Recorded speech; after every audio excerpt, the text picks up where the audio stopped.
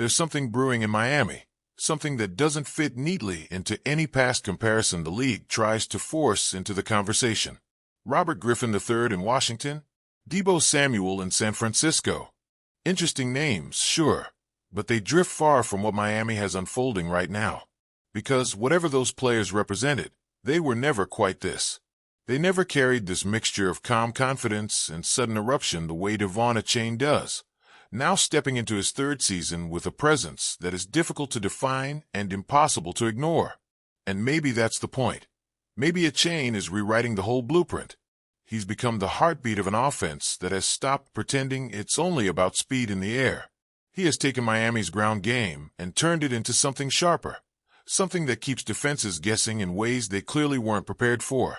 6 rushing touchdowns for more through the air, and then that burst against the Saints, where he carved out 134 rushing yards and slipped past the 1,000-yard mark like it was inevitable. Was anyone really surprised? Perhaps some were. But inside that locker room, not a chance. When Mike McDaniel talks about Achane, there's something in his voice that carries beyond simple praise. Coaches throw compliments around all the time. This isn't that. McDaniel looks at Achane and sees someone who isn't just talented, but someone who seems to be chasing a version of himself that he hasn't even met yet. And what kind of player does that? What kind of mindset lives in a running back who already has defenses panicking, and yet walks around as if he's barely started? You're not seeing a player just with skill, McDaniel said, and he wasn't exaggerating for effect. It was more like he was trying to explain something that words don't fully hold. Achane works at a pace that doesn't match his size or his frame. He's listed at 5'9", 191 pounds. Yet nothing about the way he moves or survives contact makes that number feel accurate. How does someone that size turn collisions into glancing touches? How does he keep slipping through narrow gaps that seem non-existent until he appears inside them? Maybe the better question is, has Miami ever had someone quite like this? Only 4 players in Dolphins history have ever hit 1,000 rushing yards in the first 12 games of a season. Achane now sits in that group, and he did it without making the milestone look like a chase. It felt more like something he simply collected along the way, a small marker on a path he's shaping in real time. And his reaction, soft-spoken, calm, but carrying a weight of pride, told a story that didn't need embellishment. He called it a stepping stone. He talked about hard work. He spoke of moving forward as if forward was the only direction he has ever known. What does it mean for the team when a player like that starts pulling everything along with him? You can feel it in the way his teammates talk about him. Nothing forced. Nothing said for show. Tight end Julian Hill, who threw a block that unlocked Achane's 29-yard sprint against New Orleans, didn't hide how it felt. Blocking becomes something else entirely when the guy behind you turns a sliver of daylight into a moment that shifts a whole game. Hill mentioned giving him space, just space, because when Achane has even that much, the field bends to his will. And isn't that what everyone sees? Not just the speed, because speed alone is common in the league. It's the way he manipulates angles, the way he avoids direct hits with such consistency that McDaniel noticed it back in his college days. Players who do that aren't playing fast. They're playing slow. The game slows for them, opens for them, shapes itself around their instincts. Moving forward stops being a task and becomes an expectation. That ability has turned Achane into one of the most consistently dangerous players in the NFL since he was drafted. His 5.6 yards per carry since 2023 sits at the top of the league among running backs, a number that doesn't even fully reflect the impact he's had. He leads all running backs in receiving touchdowns in that same span. Some players arrive and contribute. Achane arrived and shifted the narrative.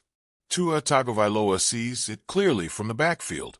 When he talks about Achane, there's this tone that suggests he's describing something he witnesses up close, but still can't fully believe.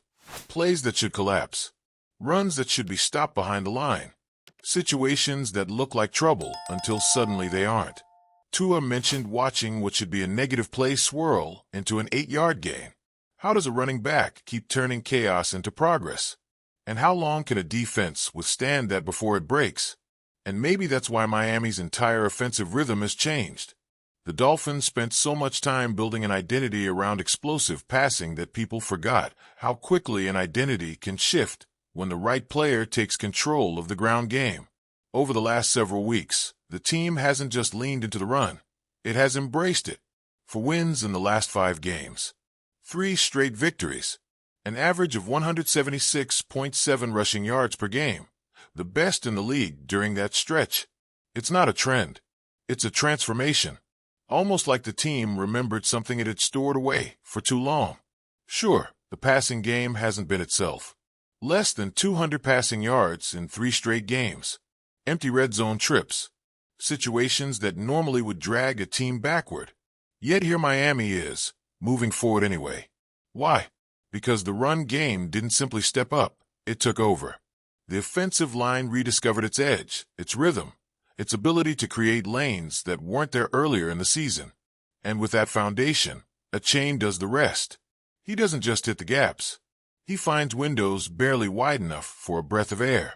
He handles contact like it's part of the choreography. How many players can change the style of a team without ever being the loudest voice in the room? McDaniel knows what it means for a running back to avoid big shots. Longevity, fresh legs, a body that stays ready deep into the season. When a player that fast frustrates defenders, when he slips away from tackles that were meant to flatten him, something different happens. Opponents start swinging harder. They start overcommitting. And a chain uses that too. How do you game plan against someone who turns aggression into opportunity? There's a reason McDaniel talked about the game being slow for him.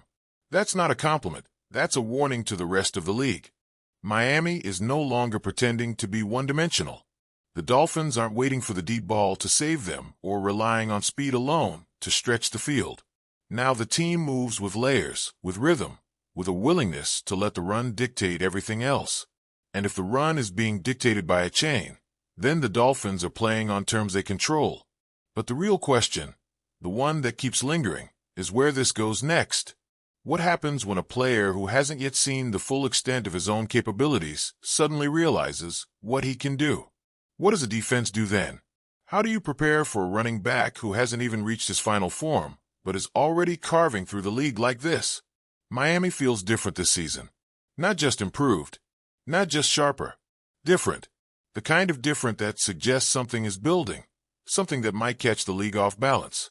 And in the center of that shift is a running back who keeps moving forward, no matter how narrow the path looks from the outside. If this is only a stepping stone, as a chain said, then what exactly is he stepping toward? And is the league ready when he finally steps into everything he's trying to become?